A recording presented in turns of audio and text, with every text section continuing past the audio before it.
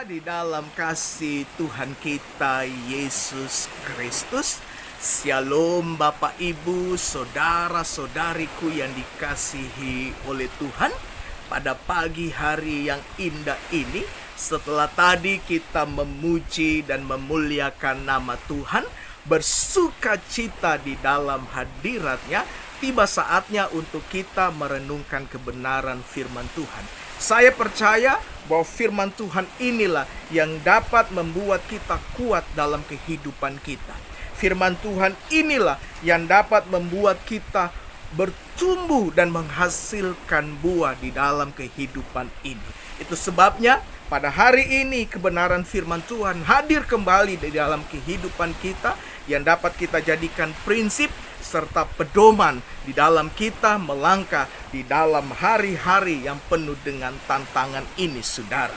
Dan hari ini firman Tuhan yang menjadi bahan renungan kita terdapat di dalam kitab Injil Lukas, pasalnya yang ke-24, ayatnya yang ke-36, sampai kepada ayatnya yang ke-49. Di mana bagian kebenaran firman Tuhan ini menceritakan tentang perjumpaan Yesus dengan murid-muridnya pertama kali setelah dia bangkit dari kematian. Saudaraku yang terkasih, hari Jumat minggu lalu kita sudah merayakan hari kematian Tuhan kita, di mana dia mati oleh karena kasih-Nya, dia menebus setiap dosa kita, dia menggantikan kita yang semestinya kita yang disalib karena dosa-dosa yang kita perbuat secara pribadi, tetapi Yesus sudah menggantikan kita, dia menebus segala dosa kita. Dan firman Tuhan menuliskan bahwa bilur-bilurnya tertumpah. Oleh bilur-bilurnya tersebut kita disembuhkan dari segala penyakit rohani kita, yaitu perbuatan dosa. Dan pada hari yang ketiga, tepatnya pada hari Minggu, saudaraku yang terkasih, dia bangkit. Dan kita merayakan hari kebangkitan Kristus, di mana dia sudah mengalahkan maut, dia sudah menyelesaikan semuanya, dan dia bangkit di dalam kemenangannya.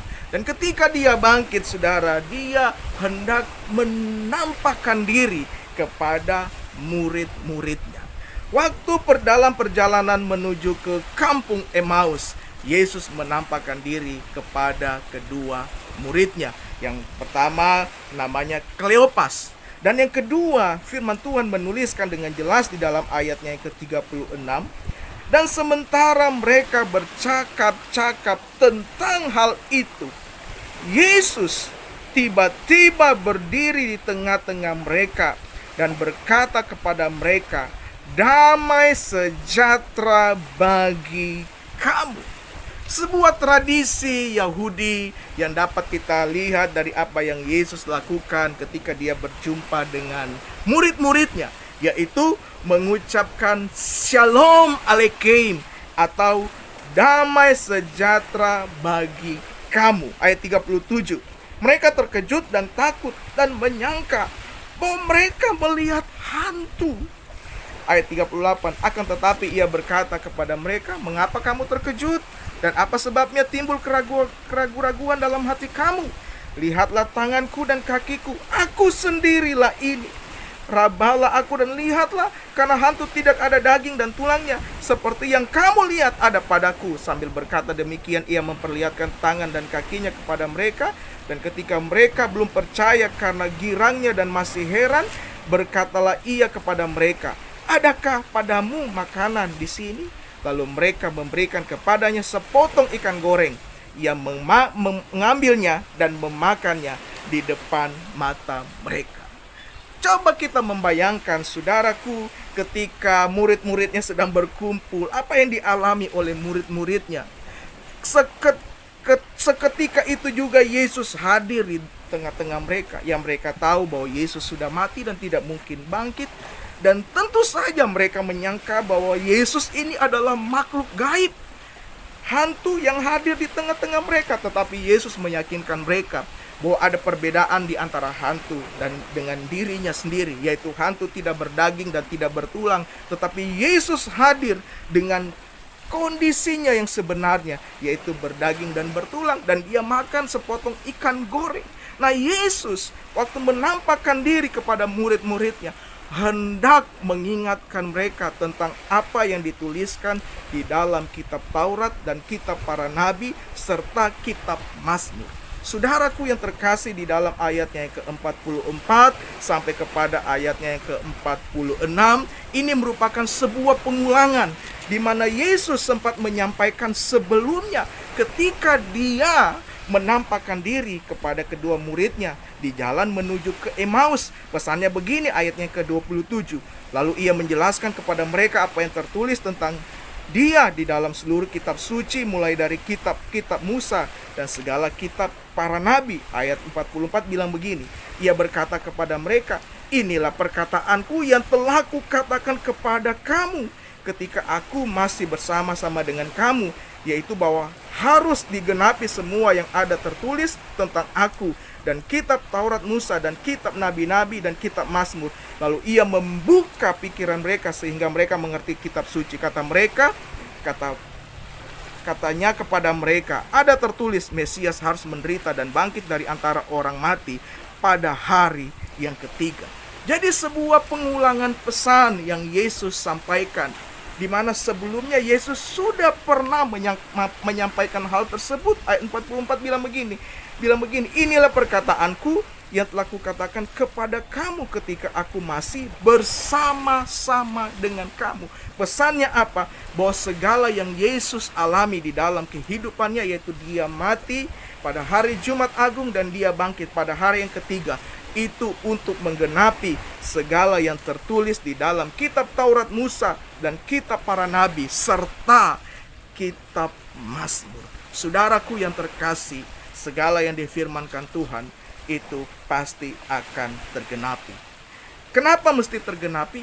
Karena itulah yang membuktikan bahwa firman ini adalah kebenaran. Kenapa Yesus mati dan bangkit pada hari yang ketiga? Itu untuk membuktikan bahwa dia adalah Mesias yang selama ini dinubuatkan, ditulis di dalam kitab Taurat, kitab para nabi, dan kitab Mazmur. Seorang Mesias yang harus menderita dan bangkit dari kematian pada hari yang ketiga. Ini merupakan sebuah berita tentang pertobatan dan pengampunan dosa.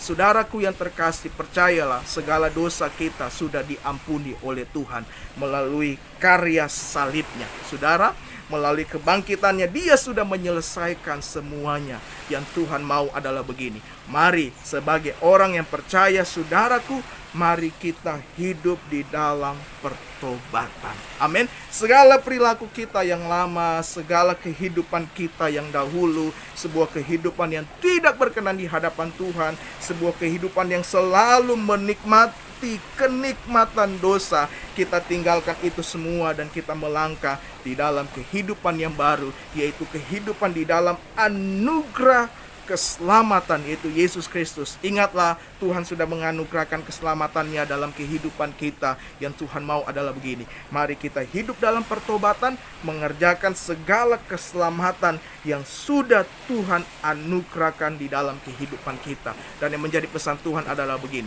mari terus kita beritakan berita tentang pertobatan dan pengampunan dosa, yaitu melalui kematian dan kebangkitan Yesus. Inilah yang menjadi sentral pemberitaan kita sebagai orang yang percaya, saudaraku, yaitu berita tentang karya penebusan Allah di kayu salib dan kemenangannya, yaitu dia bangkit pada hari yang ketiga. Dia menang atas maut. Dalam kehidupan kita, di dalam perenungan kita, di dalam setiap firman Tuhan yang diberitakan di perkumpulan jemaat, mari kita selalu mengingat tentang berita pertobatan dan pengampunan dosa. Mari kita satu dalam doa. Terima kasih buat firman yang kembali hadir bagi kami. Berkati setiap orang yang percaya menyaksikan program ini di dalam nama Tuhan Yesus. Haleluya. Mari setiap kita sama-sama katakan amin. Tuhan Yesus.